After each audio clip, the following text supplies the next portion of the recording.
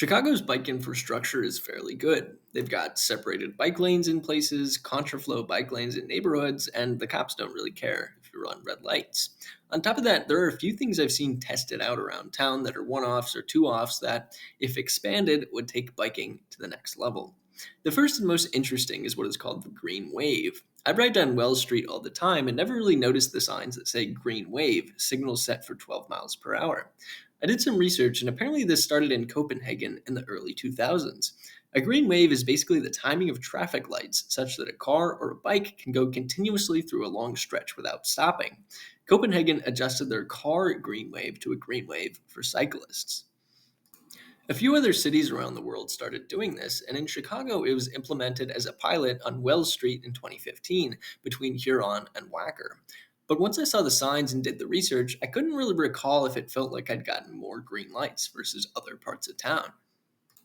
So I went today to see if the theory of a continuous stretch of green lights was real or not, and it sort of is. First, I had to download an awful speedometer app and see how fast 12 miles per hour was. Turns out it's on the faster end of how I normally bike. But I ran two trials starting at Huron, waiting for a green like it was the starting line of a race. Both times I had almost identical results. Starting off with a green at Huron, I had red at the very next light. Then I had green at Ontario and red at Ohio. The next three were green. Both times Kinsey Street was almost green. Within 5 seconds of getting to the light, it turned green. And finally, Carroll Avenue, the weird one by Merchandise Mart, was green both times until it red at Wacker. So essentially 6 out of 8 greens. That's not bad at all. I understand that traffic flow is a very complicated problem, but if they were to add a green wave to the recently revamped bike lanes on Dearborn, that would be pretty powerful. After the green wave, another cool thing I've seen a few examples of is sidewalk level bike lanes. The main one is along Randolph under the bridge at Ogilvy. It's separated from the sidewalk with little stick things, and it's super pleasant to ride on. The cars don't bug you, and pedestrians rarely get in the way. I recently visited Antwerp, Belgium, and sidewalk level bike lanes are the norm everywhere in that city, and it's super comfortable, although the bike traffic gets a little much sometimes. So, after sidewalk level crossings, along Dearborn is a very small detail that I really appreciate. Cars turning left through a left justified bike lane can be problematic because sometimes they don't look for bikes.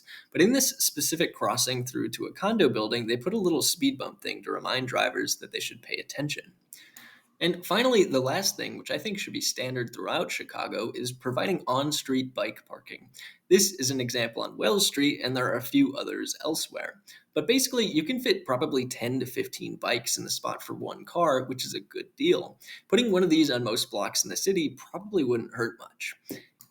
An example of on street bike parking being helpful: some of the sidewalks are very narrow in the city. In one part of Lincoln Park, I locked my bike to a street sign on one of the narrow sidewalks, and at some point in the night, I happened to see a blind person walking along, and had they not had someone guiding them, they would have run directly into my handlebars, which were sticking out into the sidewalk. Definitely an oversight on my part, totally my fault, but having on street bike parking could really help improve things.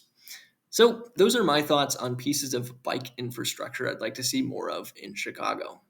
Thanks for watching.